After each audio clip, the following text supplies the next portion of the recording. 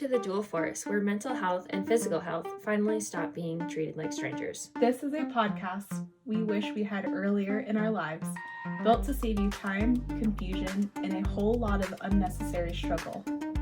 This is a disclaimer. This podcast is here to educate, empower, and spark insight, but it's not a substitute for personalized medical or mental health care. Everyone's body and mind are different. If something resonated with you and you want individualized support, reach out to us or connect with a licensed provider you trust. Welcome back! Yay! Drastically different from our last episode. Yeah, can you tell? Hat, sweaters, We're inside again. gloomy.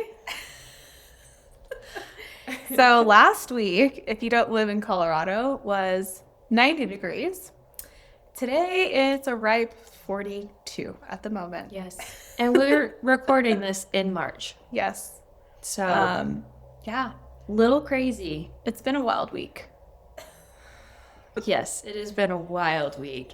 I don't know if I have words. Yeah. I have some Me words, neither. don't want to share them.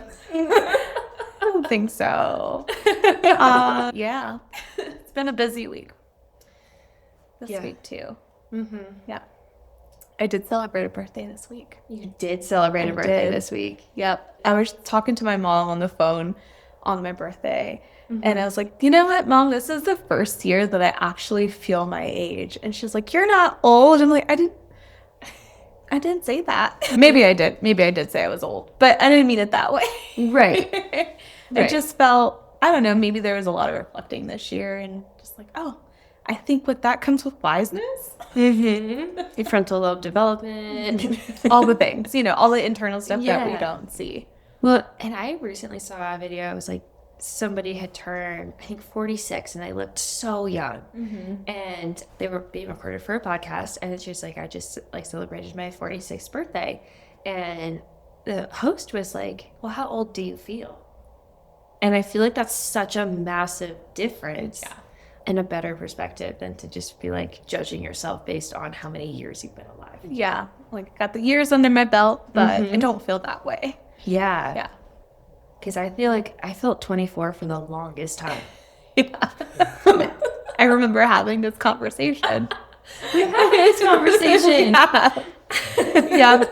I don't know what it was about 24, but I know it. Yeah. Yeah. I think it led to talking about parts, right? Oh, probably. Yeah. I'm sure. But 24 was a good age for you, so you were just sticking to that. Maybe. Maybe not.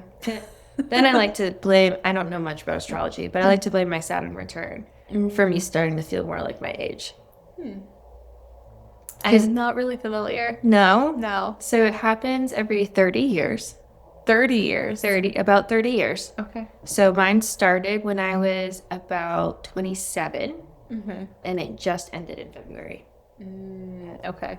And I feel like things have been more stable the last couple of years. And that's the most interesting thing. And like, of course, I went far extreme with mine. It was like, I just burned so many things to the ground.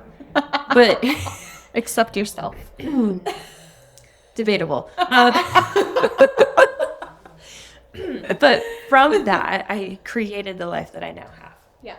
and learned more about who I am as a person and all the things. Yeah. That's amazing. Yeah. I'm going to have to look into that and see. Highly recommend. It's very interesting. Yeah. Dive deep into it. But do you feel aligned to that belief and to like that right now is like the path that you're supposed to be on and you're like set up for success? Absolutely. I think it's just, as I said, I'm not that big into astrology. I don't know all the nuances. Yeah. But it's kind of nice. Like this week felt like a lot. And I'm just like, something's happening in the sky. Like it makes sense because I mean, if these things in our gravitational pull of our planet can have impact on like the oceans and the animals, then why wouldn't it have impact on us as humans? Yeah. So I'm like, sure. I don't know anything about it, but I agree. Yeah. You just got to dive a little bit deeper Yeah. into it. Figure it out. Yeah. Which then kind of ties into, the feminine hormone cycle. Oh, yeah. Because that follows the moon. Yeah. Unless you're on hormonal birth control. And then That doesn't really. that just follows the package. Yep, it does. And In that's your another doctor's whole orders. topic.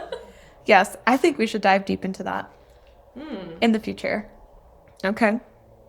Sounds like a Well, plan. add it to our list. But that is not our plan for today. Not our plan for today.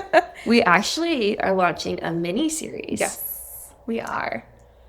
And it's going to be very exciting. And we're planning on 4 episodes. Is that right? Mhm. Yeah. Okay. That's the So- plan. But you know us. Yeah. We kind of just make it up as we go. And that's why you love us. We're so happy you're here. Yeah. So we're going to be talking about asking for help, which is a hard one. Yeah. It seems so small, but it's so big. Mm-hmm. Because there's so many different ways we can ask for help or not ask for help and ignore the help that we actually need. Yeah. You know? And some of us take repeated reminders to actually utilize the help we've been given. It's practice. Yes. It is practice. If you're in, and that goes with anything that you do. Absolutely. You know, if you're not taught it at a young age or ever at all, it doesn't matter what age you are, you have to put it into practice in order to make it consistent and stick. Yes. Practice makes perfect. A cliche, but true. All cliches have some truth. Yeah. Yeah. Practice makes it what you want it to be, I guess, too. That's true. What Depends works on for you. how you practice. Right, If yeah. you're not practicing the good habit, then obviously it's not the goal. But Yeah. That's okay. But that's totally fine. You can reset and go back and keep trying. Yeah. Which is a lot of, trial and error. But I also know, like, the whole reason I started this podcast is to bring years of education and experience that we've put in to help you not have to spend that time doing it. Yep. So you listening is you kind of asking for help Yeah. in a way. So you already got a head start and Yeah. you didn't even know it. Congratulations. I'm so proud of you. Wonderful. So where do we begin? That is a great question. We could go in a lot of different directions. So maybe we can start on the narrative and expectation of having to figure things out on our own and the impact that technology has on that for us these days. Yeah. I feel the accessibility to information is so easy Yeah. that, I don't know, maybe I felt this way. I'm like, I could ask somebody this question, but they're probably just going to Google it. I could Google it. And then I just never look it up. That's just what happens sometimes. It does. I think that happened. I think you're right. It happens for most people because technology is so accessible. Google, Dr. Google. And Google. Please don't Google symptoms. It's always going to say cancer. Always. Always. Yeah, Dr. Google is right at our fingertips. So, Well, now we have AI. and that's even a part of Google now. Oh my gosh, it is. Yeah, It's you don't on even have to scroll everything. down anymore. You know, like, oh, well, what I'm looking for is not on the first page or the second page, and you go to like page 58, and you finally find it. Now it's the first thing that you see on Google, very top. It's a blessing and a curse. It is. It is. Use it responsibly. And please don't upload your medical documents to it. It's not Take monitored. notes. Okay? We're protected. Exactly. Your information is out there in the world, just floating from one person to the next. When you do that. Anyway, we're not talking about AI today. We're talking about asking for help. If you need help with how you're managing your use of AI, we have resources. Yes, we do. But let's talk about like the drive to have to figure things out on your own. Yeah. I think that a lot of times that comes from how asking for help was accessible for some people growing up too. Because I feel, for myself personally, I struggle with asking for help in a personal matter because I don't want to be told no and I don't want to be wrong, and I don't want to burden anybody. So I'd rather just take care of it on my own. 1000%. I like to joke that, well, I'm the eldest daughter, I can take care of it. That was instilled in me at a very young age of like, you're oldest now, like you have sisters to take care of. And you know, all the things that kind of go with that. And then aging, responsibilities increase. Yep. It sure does. More and more add to your plate as time goes on, and you lose sight of like, when did that actually change? When did I grow up so fast? Why did that happen? And then you're just so independent by that point. You're like, well, I don't need to ask for help. I figured it out all these years. Oh yeah. Definitely have some independence. Hyper independence. No one needs to know that. Yep. I struggle with it too. It's fine. Yeah. It's not fine. It's not fine, but I feel that having awareness of your own tendencies is so important, because when you decide to make a change, you already know where you're coming from. Right. Versus being like, well, I hate this piece of myself and how I do things in these situations, but I have no idea where to go from here. Right. So, but that's a struggle, I think, for a lot of people who struggle with asking for help too, is they can be so self-aware of where they stand and how maybe limited they feel about reaching out to somebody and asking for help, because that might take away from that independence or that unknown. Right. Or just kind of makes you vulnerable to somebody you can't guarantee is going to help you. Right. And that vulnerability is scary. Yeah. You know what's even more interesting too? Like, personally, I know that if I were to reach out to anybody and ask for help, I don't think anybody in my close circle would say no, or you're wrong, or what's wrong with you, or you know, like, disqualify any of my needs. They would maybe try to understand and help in a way that they absolutely can, but yeah, I don't think that one person would say, get out of here, what are you doing? I don't think a single person would react negatively to you asking for anything. Yeah. I think it was yesterday I texted Eva and was like, I miss you so much. Like, can we go hike? Because we used to like hike this trail 3 times a month, like on a routine basis, and we just haven't been doing that. And she was like, absolutely. And so we went and we did a hike this morning, and it was so wonderful. I love it. And I think it's funny because I'm like, obviously it's hard to like ask for things that you want, and like I hate bothering people when they have their own lives, but I was like, no, actually I think Eva would like to see me. She sure did. Yes. She sure did. Yeah. Well, that's really good. I hope that you gave yourself a pat on the back for that. I just now did. Wonderful. I was here to witness it. I didn't even like think about that, because I've really been trying to be more intentional of like asking people at different times, like if I need a little extra companionship. We talked about love languages once, but we have not said that to you guys yet. But my love language being quality time, and being a very independent individual, it's hard to get that if I don't ask for it.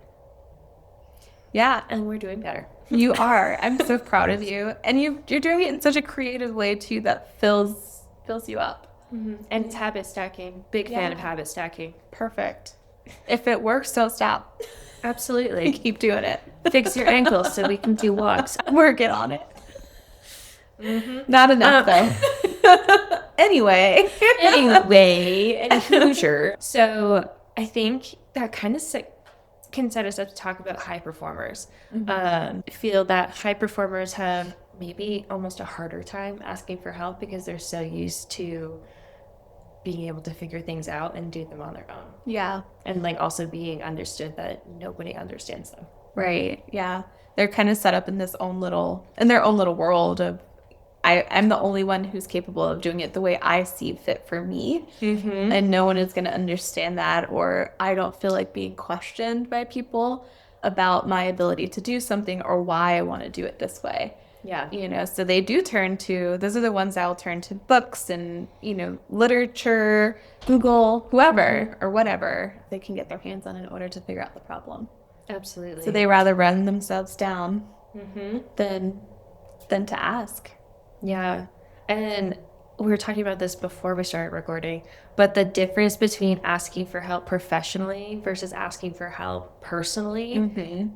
I don't think I really realized that there was a difference there Mm-hmm. until we started to think about this topic. Yeah. Yeah, that's so true. Yeah. I mean, we got to think about it too. Like, we have two different lives when it comes to personal and professional. You know, we don't really want them to be too intertwined. We want to do our best to keep them separate. But what does that look like for a professional side of life? You know, where we're asking for help. Does that mean that for some people, does it mean that we're weak, you know, or not knowing, or, you know, all those things? Yeah, especially as like an entrepreneur. And I feel that there's a lot of high performers in entrepreneurship. Makes sense. Yep. And I already mentioned Eva, but she's a career and business coach. And so I utilize her services, and that feels okay to me, asking for help in that capacity. She has a degree in business. She understands things so well. Yeah. And to be able to just verbally vomit on somebody of all the thoughts that I'm having, and then she just like writes them into a neat little list. And I'm like, how did you do that? She's like, I worked really hard. Yeah. I'm like, wow, this like spaghetti, like the soup in my brain that I just spewed on you, and then you just organized it. Amazing. Yeah. Keep me accountable. Thank you. Yes. But then at the same time, if I need help, like more personally, like the ski accident that I had a couple of months ago, it just felt really uncomfortable asking anybody to help me with that. I'm like, I can make this work. Like, it's fine. Yeah. And I think the only reason why I was consistent in getting care was because it's impacting my job and my career. Whereas if it hadn't had a direct impact on my career, I probably would have just put it off. Yeah. You would have kept maybe what do you call it? Babying it? Yes. Babying the wound. Absolutely. Yeah. And I mean, I preach all the time, like, don't push things off. But I feel like when we work in the field, we're a little hypocritical. Why do you say that word? Hypocritical? Yeah. We become hypocrites. Yes. We don't practice what we preach. That's what it is. Not to the letter anyway. No. Definitely try my best. Yeah. Well, you're working on it. I am working on it. And that's fantastic. And you can continue to practice what you preach through that too. And you notice that it feels so good. Like you're a witness to yourself, right? To say, I asked for help and people didn't say no. Absolutely. They encourage me. Oftentimes they're excited to help. Right. Yeah. They are. Yeah. They are. But that is something I think that most people need to consider is how are you asking for help? Where are you feeling at asking for help? Is it personal? Is it professional? You know, can you think of one person or a few people that you can go to for support, knowing that they can hold space for you?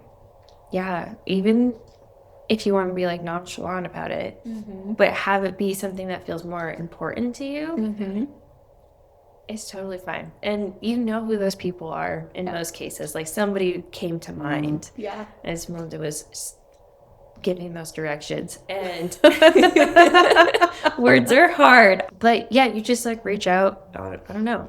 I don't have to be as dramatic as me. I'm like, I miss you so much. Can we walk? Fix your ankle so we could go on hikes again. Got it. My personality's really been coming out this month, which is so fun. The moon is on the left side this month. Is it? I don't know. I have no idea. Something's happening in the sky. It's fine. Whatever's happening, it's showing over here. Absolutely.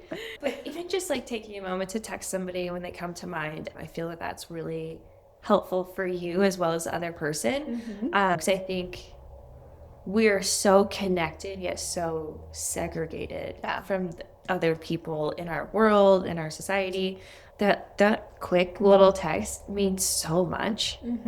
receiving it. I'm like, oh my gosh, she thought of me. Like, You took the time out of your day to think of me and to shoot me a text. it's seconds, guys. Yeah. It is. And it is thoughtful, and you're never a burden. Absolutely Either. not. And it may feel better to you if you have a consistent habit of sending out those quick texts or checking with people that you feel that you have that connection or relationship that you could ask for help in the event that you needed it. Exactly. Yeah. And you're doing your own practice with it. The more you continue to reach out, whether it's somebody that you haven't talked to in years or months versus someone that you talk to on a weekly, daily basis, it's okay. You're doing your own research. You're saying, hey, they appreciate it just as much as I appreciate, sending them a message to know that I'm here. I need them. I enjoy their company. Yeah. And I want them around. I think that's a great way to think about it too, is like think about it from how you would receive it. And then it's a lot easier to just cold call somebody that you haven't talked to in a while. Right. Use that projection in a positive way. Yes. In a very positive way. And we're social beings. We need the connection. We need that socialization with other people. Yeah. Yes, everyone is not going to fit, in our world. That's okay. We can say hello. We can be kind and empathetic and compassionate towards them, but we don't have to be their friend. No. We don't even have to ask them for help. Right? But the true. people that mean something to you, you should reach out and let them know that you're thinking about them and create a safe environment so that when you need help or they need help, that's there. I love that. Yeah.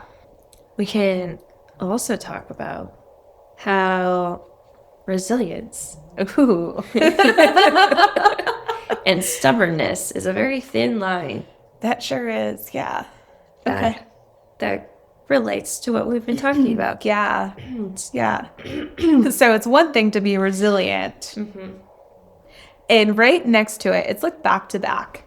Like right behind it is stubbornness. Yes. Yeah. But one lifts us up and one keeps us stagnant of where we are. We're not willing to budge. We're not willing to shift our mindsets because things are just fine the way they are right now. Yeah. No. We need... Yes, ma'am. we need to be more resilient and adaptable.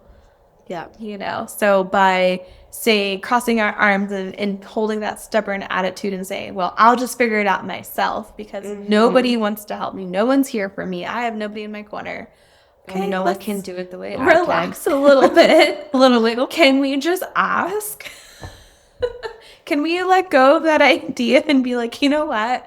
Going back to experiments, can I experiment on myself and say, that one lady was really nice at the doctor's office. I'm going to call her and be like, hey, is there someone in your office that can help me with this? Or, somebody in your family.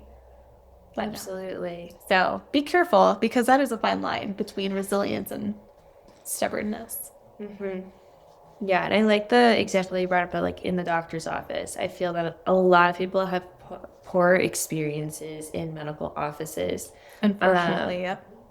And it's okay to break up with an office. Oh, yeah. You can go somewhere else.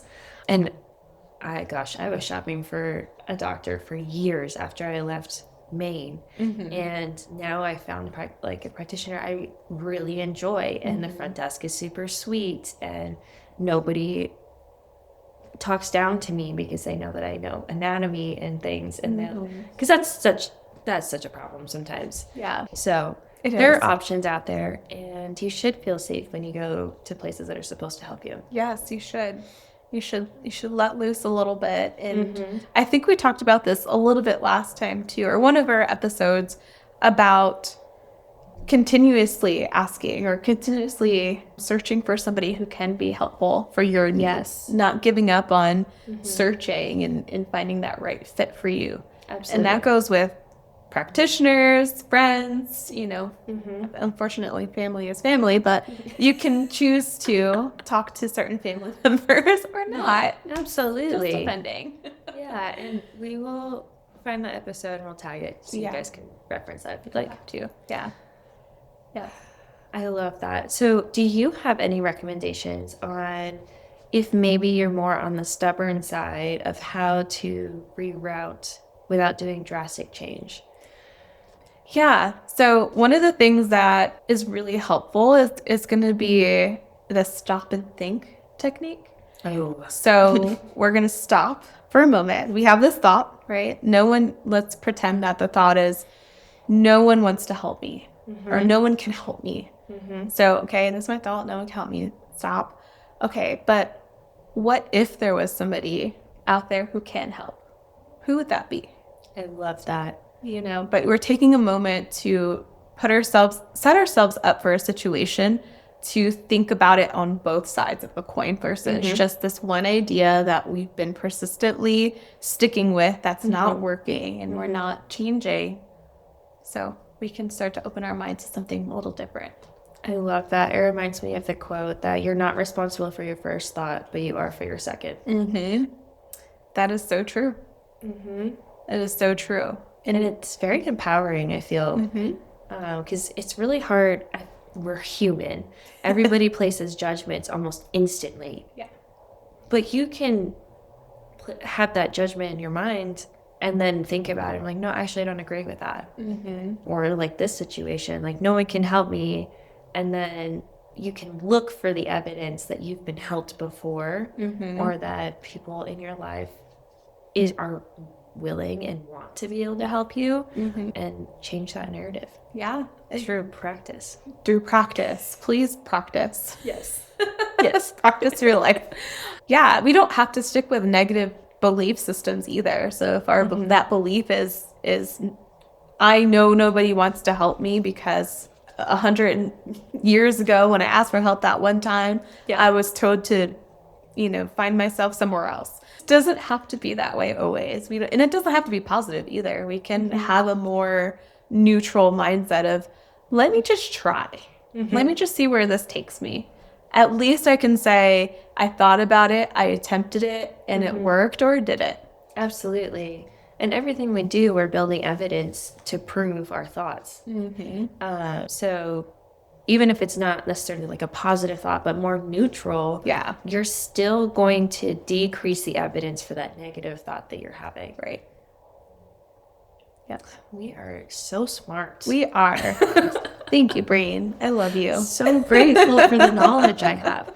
And to share it with someone else who's very compassionate, and wants to understand too. Absolutely. It's such a cool experience.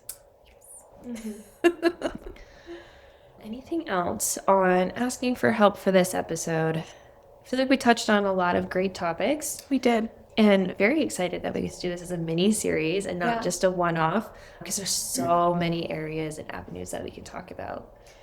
We've created a whole list of subjects that are important, or sub-subjects of asking for help that are important, and just to help you guide you in that direction, to feel like you can create a safe space for asking for help and knowing that you've got people here to encourage you to do so. Absolutely. Yeah. We're always available. You have our contact information in the show notes. But we will see you next time. See you next time. Thanks for tuning in to The Dual Force. Your mind and body are always in conversation, whether you notice it or not. Start listening. And if today's episode sparked something in you, pass it along to someone who needs that reminder.